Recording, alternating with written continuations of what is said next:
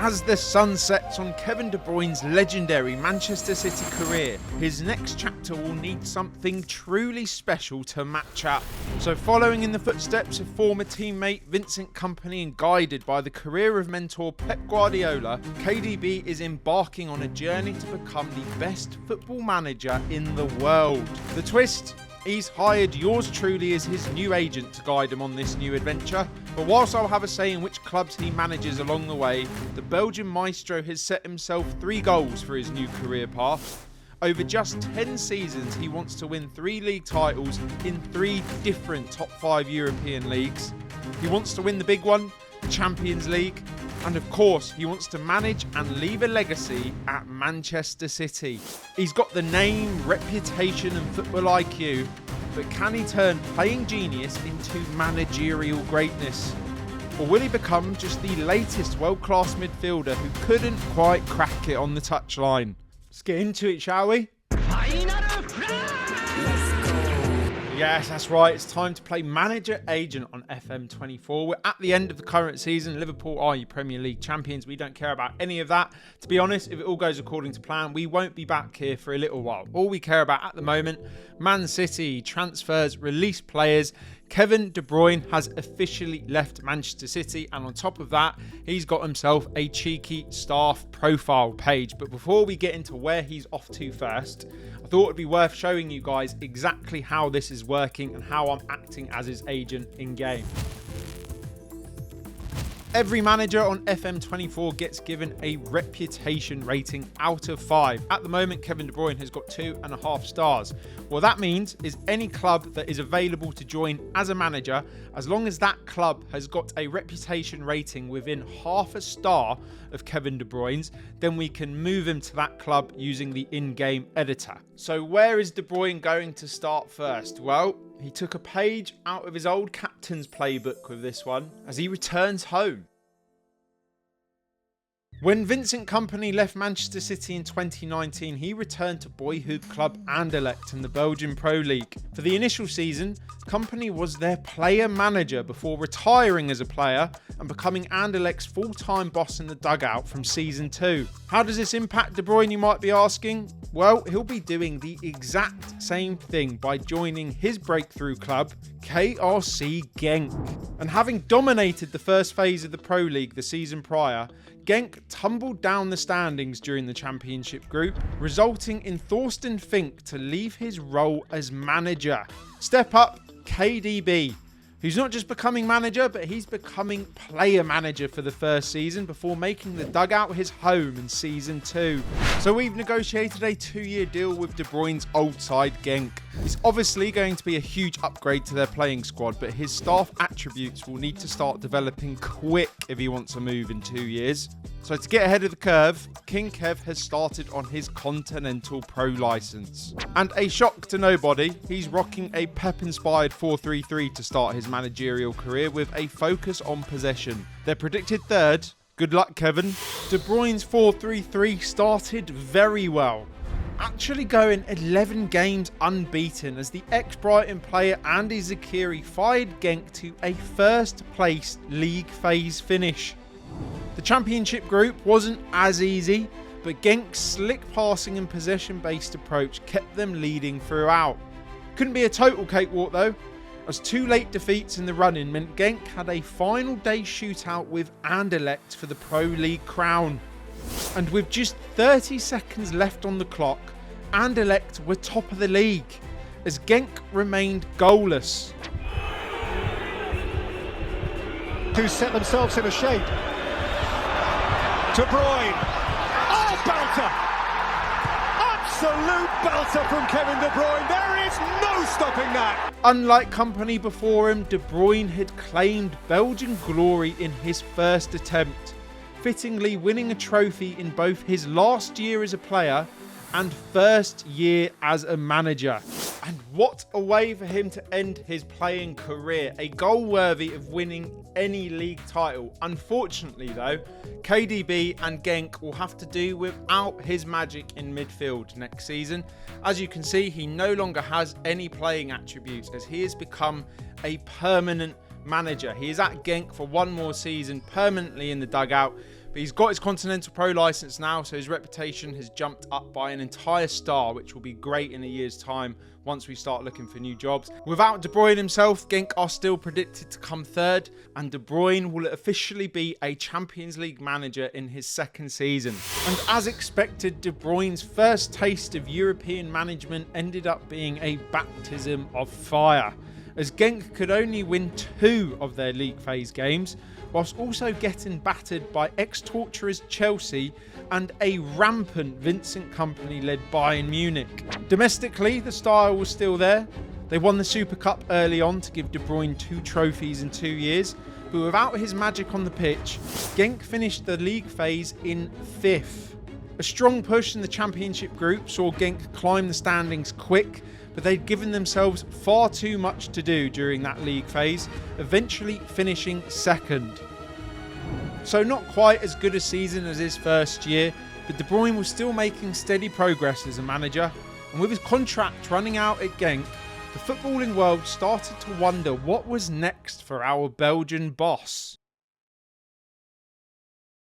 And with that 3.5 star rating reputation in the bag, it means any available job with 4 stars or less is joinable this season, and we have some options. Does De Bruyne follow Kompany's footsteps again and join a freshly relegated Premier League team to save?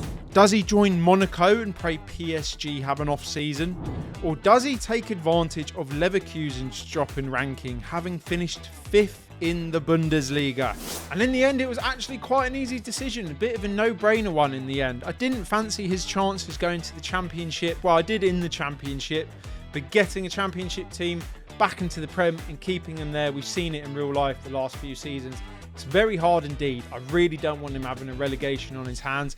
So what De Bruyne did, he liked and subscribed, and he became the Bayer Leverkusen manager. He is going head-to-head with Vincent Kompany. They've got a very, very good squad. However, Tapsoba's wanted, their goalkeeper's wanted, Hincapie's wanted, Grimaldo, Garcia, Wirtz is wanted by Bayern Munich and Real Madrid. He's going to have a big old challenge on his hands trying to keep all of these players. But we've got to have faith. He's now got a shot at winning his first major European League title. Kevin De Bruyne, mate, this is your moment. Take it away. His first challenge in Germany was keeping hold of all of his best players, which he managed to do with a team talk or 2. And it was the first time he had some cash to burn as well, dropping 60 million on Roger Fernandes and Luka Sucic to bolster his squad's depth. The pressure was on though, as Leverkusen are predicted to finish 2nd. But he started very well, winning away at former club Wolfsburg on his debut. And it was a sign of things to come, as Florian Wirtz helped KDB Ball to 12 wins in 16 games, as Leverkusen hit January 4 points clear of Bayern at the top of the Bundesliga. Only 9 goals conceded too. Who knew the Belgian maestro would be a defensive genius? Starting off the year well too, Wirtz earned Leverkusen a point in De Bruyne's first head-to-head with Kompany to maintain their lead. Could they stay on top? You're goddamn right.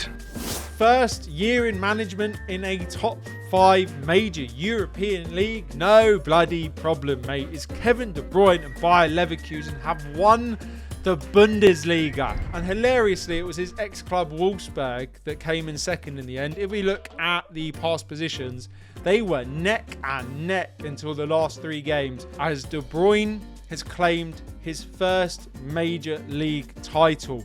It wasn't all happy sailing though. If we do look at their competitions, they did get knocked out of the Champions League playoff rounds, and we were knocked out of the DFB Pokal by Augsburg.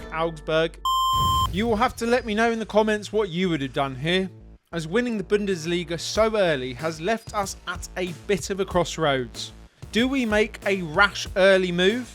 The only real option is Liverpool, who have lost half a star to become actually attainable by Kevin De Bruyne. But KDB is rightfully unsure of potentially tarnishing his City legacy making that move. The only other option would be a controversial intra-country move, as Vincent Kompany, after that shocking season at Bayern, was sacked.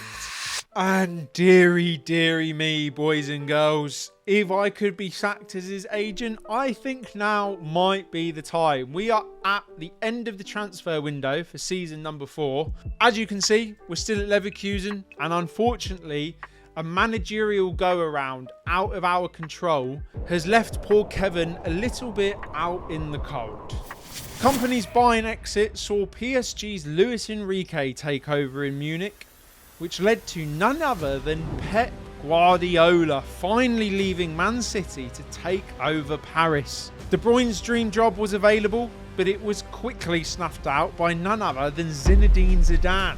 And to top that off, Pep's Parisian riches raided Leverkusen for star man Florian Wirtz in a 117 million deal. The Saudis then took key midfielders and captain as Granit Xhaka and Andrich departed. With no real quality replacements in hand, KDB suddenly had the biggest challenge of his short managerial career on his hands.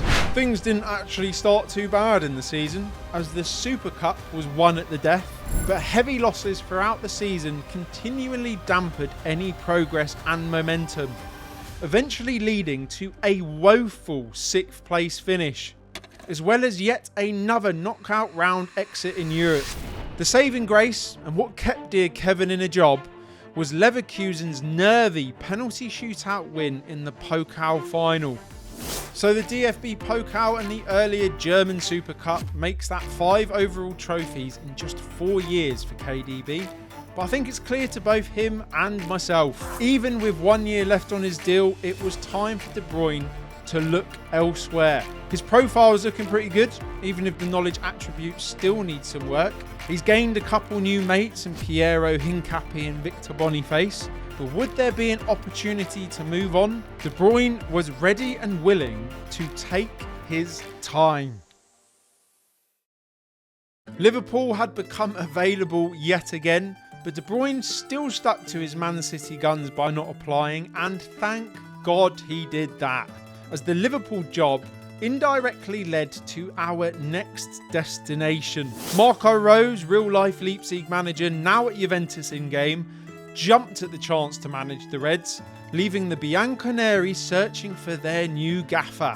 And with a very nice-looking squad with some familiar faces such as ex-City teammate Oscar Bob and a freshly signed Diogo Jota, De Bruyne had made his decision. It was time to head to Italy and manage Juventus. Now, usually we have a 2-year contract with De Bruyne, but he's got 3 years here, and that is because if we look at Serie A, it has actually become the 2nd best league in the world. Prestige is back in Italy, and so is the man that made De Bruyne's life hell at Chelsea. Jose Mourinho is back at Inter, and not only did he just come back, he won the whole bloody thing with them as well. So De Bruyne is going up against it in season number 5. Can he get Juventus back to the top of Italy? Take it away, Kevin. De Bruyne's start to life in Italy was actually quite chaotic, as mentor Pep Guardiola, still at PSG, raided his side for his best player, signing Kenan Yilmaz for a mouth-watering 170 million quid. Unlike at Leverkusen though, the cash was given straight back to De Bruyne, who was able to flex some serious muscle in the transfer market as he shaped the squad into his 4-3-3. Personal favourite from Leverkusen, Piero Hincapié, was brought in, as was world-class midfielder Pape Matar Sarr from a struggling Spurs side. Come on. And the Senegalese started life off quite well, as Juve navigated an opening 2 games away to both Milan sides before winning their next 2 to sit 8th at the end of the window. And by the time January came, Sarr had scored 7 in 15 from midfield, as KDB Bulls suffocated Serie A en route to 2nd place to start the new year. Kevin's love of a Super Cup continued, as the second part of the season kicked off with an Oscar Bob inspired win. Through to the dreaded round of 16 in the Champions League 2, things were looking good in KDB's first season in black and white, but could it last? Nope. Jose Mourinho's Inter had come out of nowhere to run away with the league title. And on top of that, it was Chelsea who had knocked out Juve in the Champions League, again in that round of 16. But it wasn't all doom and gloom, as Juve brought home the Coppa Italia as KDB out-Mourinho'd Mourinho with a 1-0 smash and grab. They brought the buzz and they left the buzz in front of the goal. So that Coppa Italia win has saved what ended up being a little bit of a disappointing first season in Italy for Mr. De Bruyne himself, finishing behind Inter by 9 points. Coppa Italia and another Super Cup means that is 2 extra pieces of silverware in De Bruyne's trophy cabinet though. Not too shabby at all, and if we look at his profile, he has come on leaps and bounds since joining Juventus. His tactical knowledge is well on the way to being what it should be. He is embracing the Catenaccio of Serie A, and I guess that all that's left to ask is what's next. So De Bruyne has some unfinished business in Serie A. He's still got 2 years left on his contract. Will he stay, or will a job opportunity open up that might make him turn his head? I am delighted to announce that Mikel Arteta has finally been sacked at Arsenal. It's embarrassing. Whilst more intriguingly, Hansi Flick has stepped down at Barca to become their director of football after 2 years without a La Liga crown. In the end, whilst De Bruyne fancied Barcelona and following in Pep's footsteps, he's got goodwill and financial support at Juve, and it was time to claim that Serie A title. Did I just say financial support?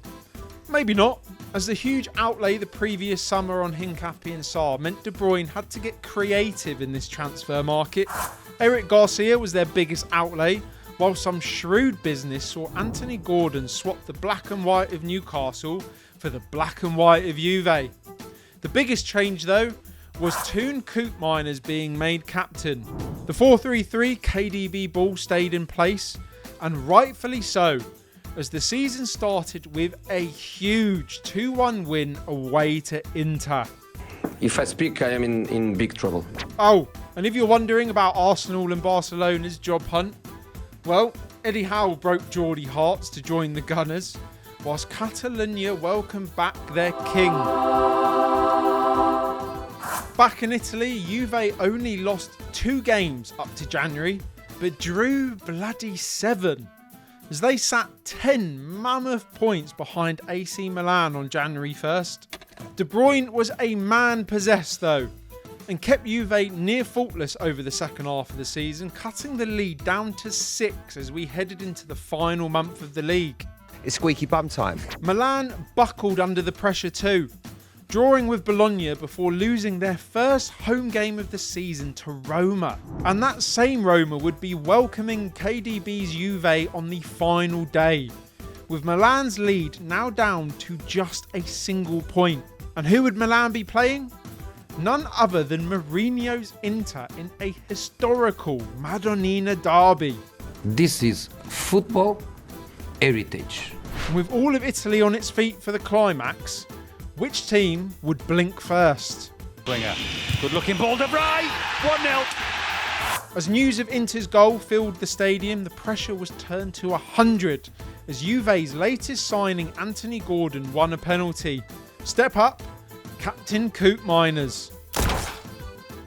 Pape Sarr smashed home a second, Milan stayed scoreless, and De Bruyne clinched his first Serie A and second Major League title.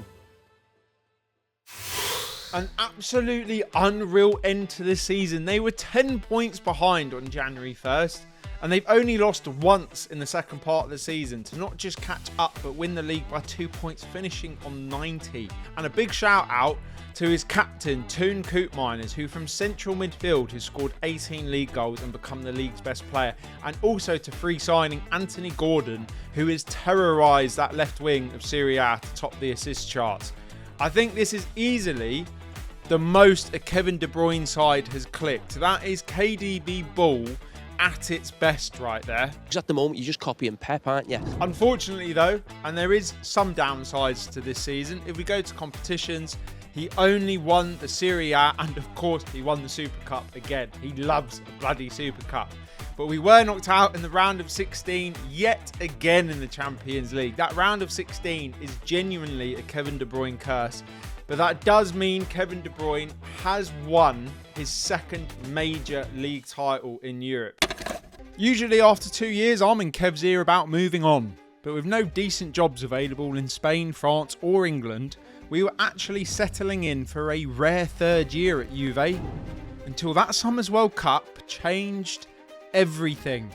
A shootout loss to Spain in the round of 16 saw Patrick Vieira leave his role as France boss, being replaced by none other than Man City manager Zinedine Zidane.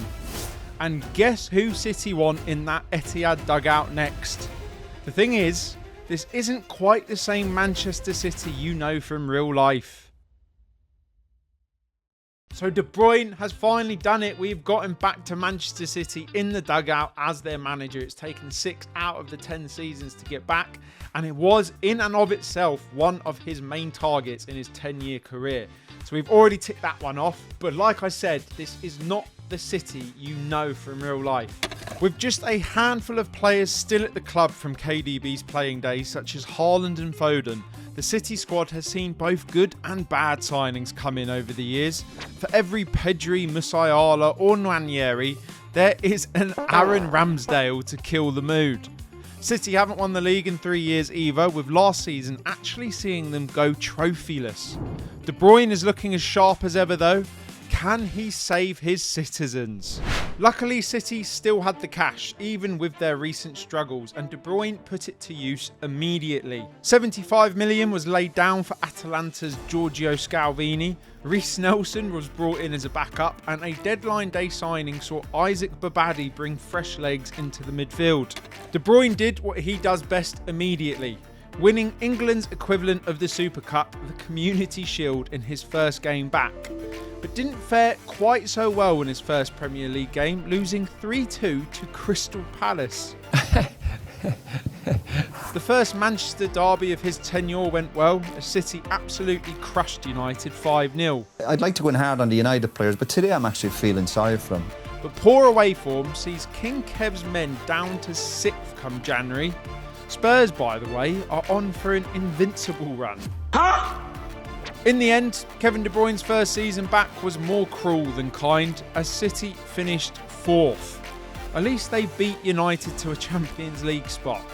Spurs had beaten the Citizens on pens to win the Carabao Cup, and ex-club Juventus had De Bruyne's head in his hand as they knocked City out of the Champions League, again in that round of 16. The only saving grace was an FA Cup final against treble-chasing Newcastle. And who else could it be to settle that final other than the Norwegian cyborg himself? Haaland through on goal! Haaland!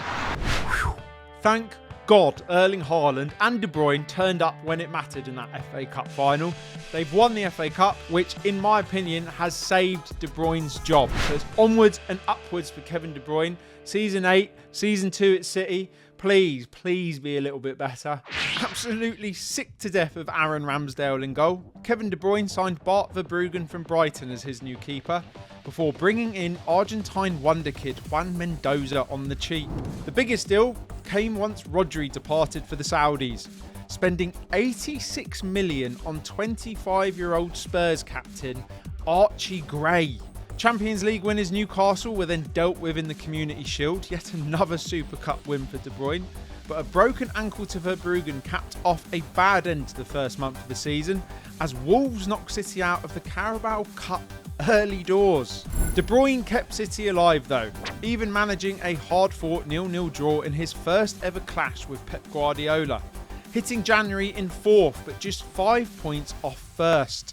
Kevin De Bruyne sensed something special was brewing this season.